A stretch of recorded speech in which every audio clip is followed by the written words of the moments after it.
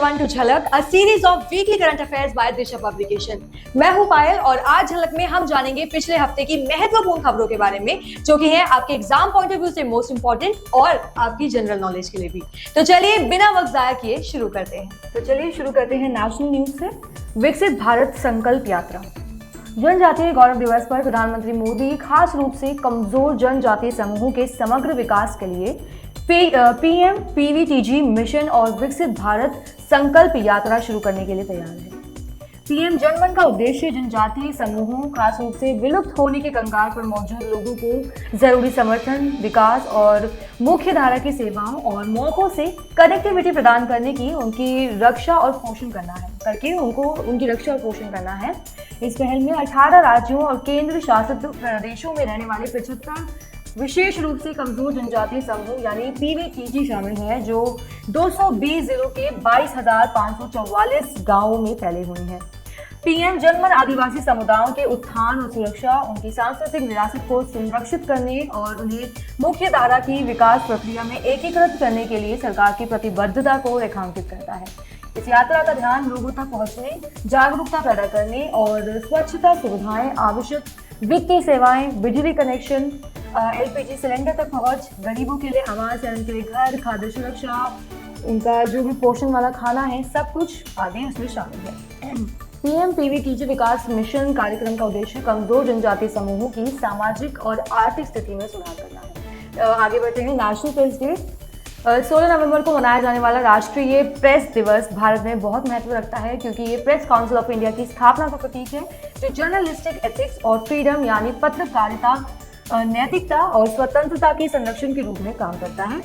ये दिन press council of India की स्थापना का जश्न मनाता है, जो देश में समाचार मीडिया के लिए एक रेगुलेटरी बॉडी यानी एक नियामक संस्था के रूप में काम करती है। ये भारत के लोकतांत्रिक ताने बाने में प्रेस के महत्वपूर्ण योगदान की याद दिलाता है और राष्ट्रीय प्रेस दिवस की जड़ें 1966 में भारतीय प्रेस परिषद की स्थापना से जुड़ी हैं, जो लोकतांत्रिक समाजों में प्रेस के ऐतिहासिक और सांस्कृतिक महत्व को रेखांकित करती है। राष्ट्रीय विज्ञान पुरस्कार अवार्ड्स। हाल ही में ministry of science and technology ने पद्मा और अन्य राष्ट्रीय पुरस्कारों के बराबर राष्ट्रीय विज्ञान पुरस्कार की घोषणा की है। राष्ट्रीय विज्ञान पुरस्कार में विज्ञान रत्न पुरस्कार, विज्ञान श्री पुरस्कार, विज्ञान टीम पुरस्कार, विज्ञान युवा शांति स्वरूप भटनागर पुरस्कार आदि शामिल है। पुरस्कारों में टेक्नोलॉजी लेड इनोवेशन और सहयोगी टीम प्रयासों को शामिल करते हुए एक डाइवर्स क्राइटेरिया भी शामिल है। To ensure that the RPP system recognizes only truly notable and inspiring contributions, the award's description must include a statement that the contributions are over and above the standard job description of a scientist technologist, not merely incremental work or work integral to their employment. Art and culture की बात करें तो Uttarakhand products get geographical indication tags और GI tags। Uttarakhand की rich और diverse heritage की एक महत्वपूर्ण मान्यता में ज्योग्राफिकल टैग यानी जीआई टैग या फिर भौगोलिक संकेत रजिस्ट्री ने राज्य के 15 से ज्यादा उत्पादों को प्रतिष्ठित जीआई टैग प्रदान किए हैं। हिमालय के जंगल में पनपने वाले पौधे की पत्तियों से तैयार की गई उत्तराखंड की वेरीनाग चाय ने सूची में एक स्थान अर्जित किया है। मान्यता बिच्छू बूटी कपड़ों तक फैली हुई है, जो हिमालयी बिछुआ फाइबर से बनी है। उत्तराखंड का बाजरा, जिसे मंडुआ के नाम से भी जाना जाता है, गढ़वाल और कुमाऊं में स्थानीय आहार का एक अभिन्न अंग रहा है। उत्तराखंड में हिमालय के वर्षा आधारित क्षेत्रों में पाया जाने वाला एक और घरेलू बाजरा झंगोरा अब जीआई टैग प्राप्त कर चुका है। उत्तराखंड में पनपने वाली एक महत्वपूर्ण दाल गहत को जीआई टैग भी प्रदान किया गया है।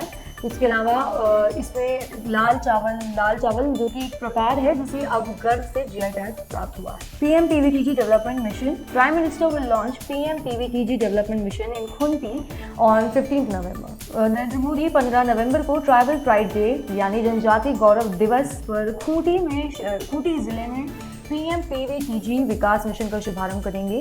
इस मिशन कार्यक्रम का उद्देश्य कमजोर जनजातीय समूहों की सामाजिक और आर्थिक स्थिति में सुधार करना है।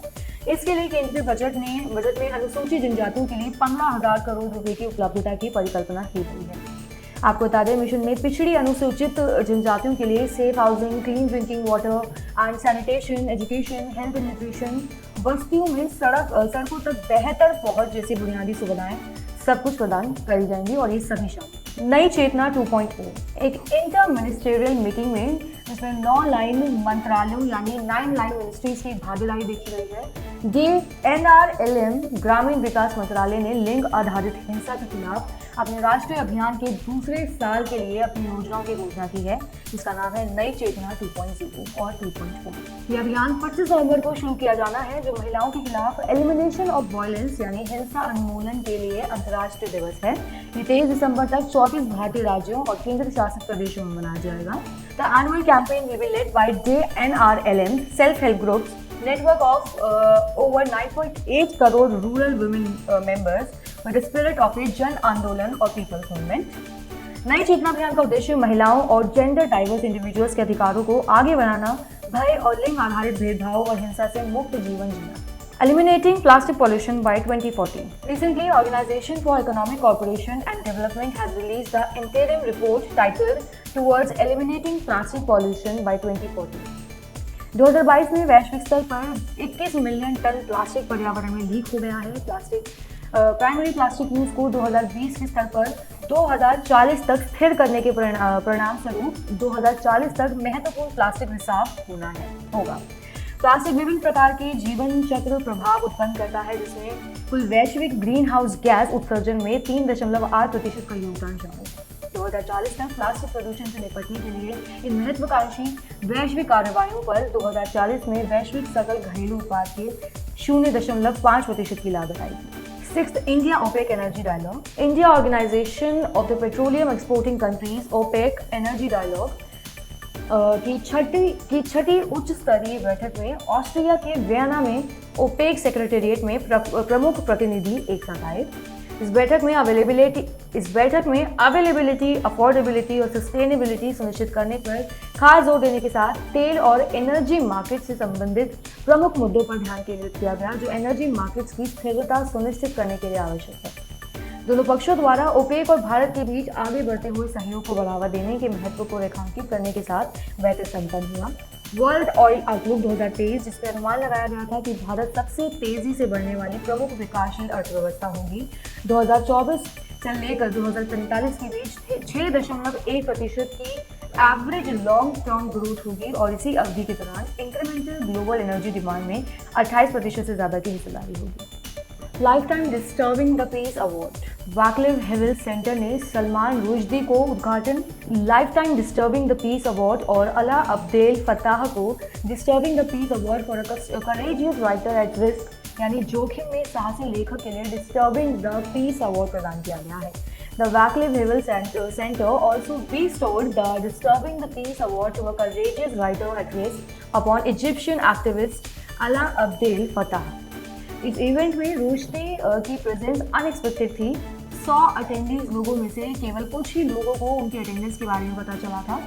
और हाल ही में रुश्दी ने अपनी latest book 9 Meditations After an Attempted Murder को world AMR awareness week 2023, The World Antimicrobial Resistance Awareness Week is taking place from November 18 to 24, 2023 with the theme Preventing Antimicrobial Resistance Together. Antimicrobial resistance मनुष्यों, जानवरों, पौधों और पर्यावरण के लिए एक महत्वपूर्ण खतरा पैदा करता है, जो हमारी परस्पर जुड़ी दुनिया के सभी पहलुओं को प्रभावित करता है।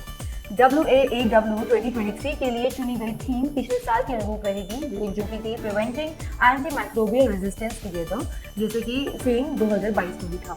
AMR के खिलाफ लड़ाई के लिए सभी क्षेत्रों में सहयोग की आवश्यकता है। सहयोग में न केवल चिकित्सा पेशेवर और मरीज, बल्कि अस्पताल, वेस्ट वाटर प्लांट्स और फार्मास्यूटिकल प्रोड्यूसर्स भी शामिल होने चाहिए। कैम्ब्रिज डिक्शनरी द्वारा चुना गया साल का शब्द हेलुसिनेट आर्टिफिशियल इंटेलिजेंस की जटिलताओं और इसके संभावित खतरों पर प्रकाश डालता है। की पॉइंट्स में हेलुसिनेट की मूल परिभाषा ये है कि किसी ऐसी चीज़ का एहसास होना जो अस्तित्व में है ही नहीं, आमतौर पर किसी स्वास्थ्य स्थिति या दवाओं के कारण।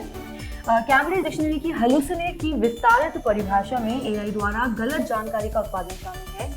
AI का बुद्धिमानीकरण वास्तविक खतरे पैदा करता है, खासकर राजनीति और सार्वजनिक जीवन में, जहां गलत सूचना के दूरगामी परिणाम हो सकते हैं। मित्र शक्ति 2023 नवंबर 2023 में औधे पुणे में आयोजित होने वाली एक्सरसाइज मित्र शक्ति 2023 भारतीय और श्रीलंकाई टुकड़ियों के बीच संयुक्त प्रयास का प्रतीक है, जिसमें मुख्य रूप से क्रमशः मराठा लाइट इन्फेंट्री रेजिमेंट और 53 इन्फैंट्री डिवीजन की सैनिक शामिल है।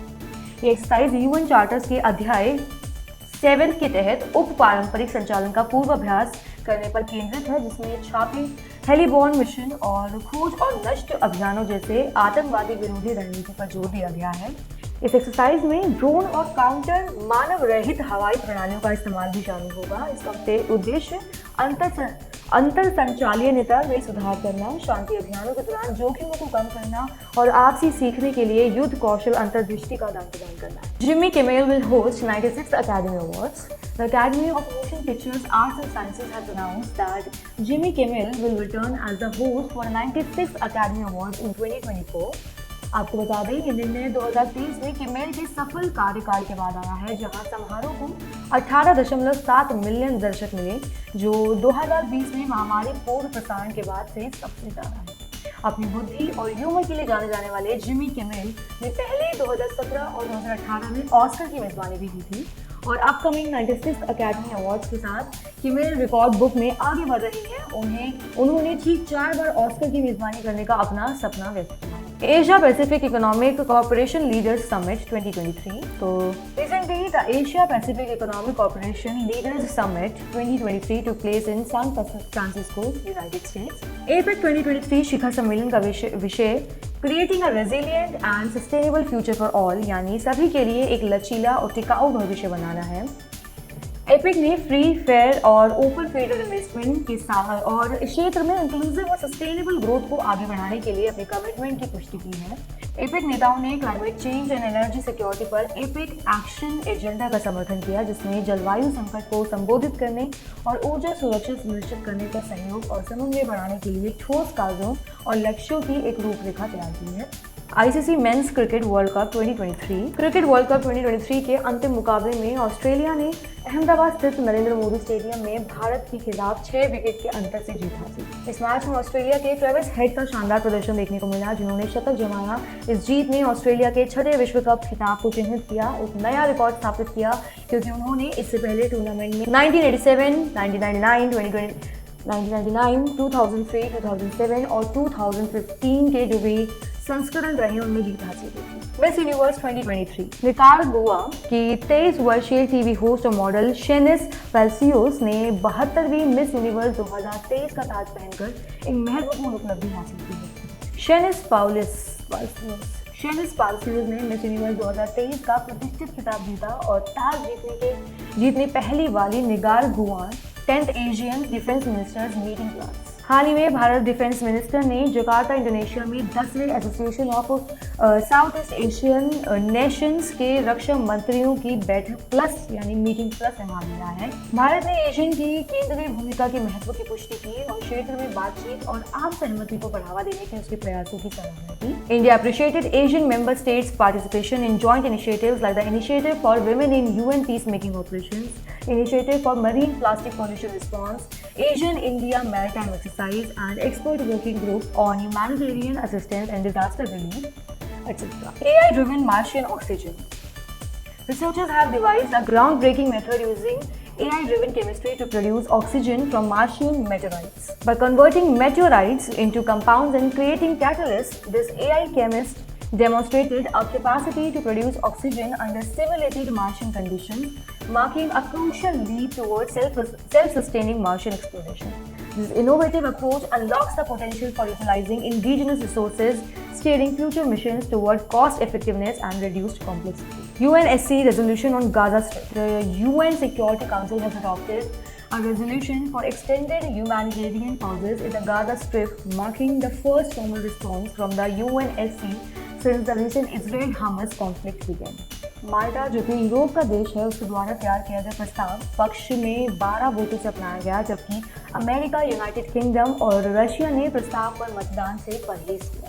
इस प्रस्ताव में सभी पक्षों से अंतर्राष्ट्रीय मानवीय दायित्वों का पालन करने का आह्वान करता है, खास रूप से बच्चों सहित नागरिकों की सुरक्षा। इस प्रस्ताव में ये सवाल उठाया गया है कि मानवीय विराम के लिए कितने दिन पर्याप्त माने गए। David Beckham visits India. Farmer football sensation David Beckham ने हाल ही में भारत में 3 डे यूनिसेफ टूर पूरा किया और स्थानीय समुदायों और बच्चों की पहल के अपने दौरे के साथ एक अमिट छाप छोड़ी। The global ambassador for UNICEF attended the ICC cricket world cup 2023 semi-final clash between India and New Zealand.